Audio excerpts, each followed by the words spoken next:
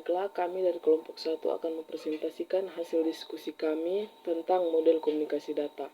Tapi sebelum itu, saya akan memperkenalkan teman-teman saya. Yang pertama adalah Agung Mukodompit, yang kedua adalah Jefornia Wotolo, yang ketiga adalah Esther Piri, yang keempat adalah Solafide Sukarame.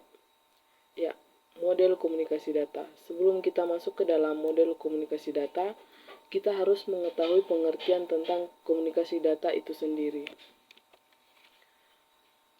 Komunikasi data adalah proses pengiriman dan penerimaan data atau informasi dari dua atau lebih alat yang terhubung dalam sebuah jaringan, baik lokal maupun yang luas seperti internet.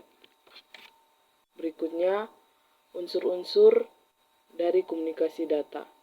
Yang pertama adalah source atau sumber, yang kedua adalah transmitter atau pengirim, yang ketiga adalah transmission system atau sistem transmisi, yang keempat adalah receiver atau penerima, yang kelima adalah destination. Berikutnya akan dilanjutkan oleh teman saya. Baiklah, izinkan saya melanjutkan presentasi. Yang selanjutnya yaitu interface. Agar dapat berhubungan, suatu perangkat harus bersifat interface dengan sistem transmisi. Jadi, sekali sebuah interface dibuat, diperlukan pembangkit sinyal agar terjadi proses komunikasi. Hal-hal yang berkaitan dengan sinyal seperti bentuk dan intensitasnya haruslah memadai untuk disebarkan melalui sistem transmisi dan mampu diterjemahkan sebagai data pada perangkat receiver. Sinyal-sinyal tidak hanya harus sesuai dengan sistem transmisi dan receiver, namun juga harus ada sinkronisasi antara transmitter dan receiver.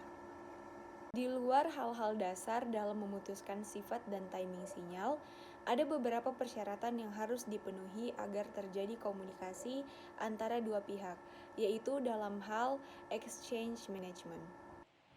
Untuk selanjutnya akan dibacakan oleh teman saya. Baiklah, saya akan melanjutkan materi presentasi kami. Error detection and correction.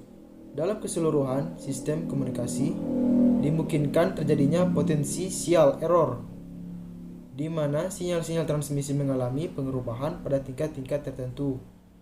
Sebelum mencapai tujuan, error detection and correction diperlukan agar kesalahan-kesalahan tersebut dapat diatasi.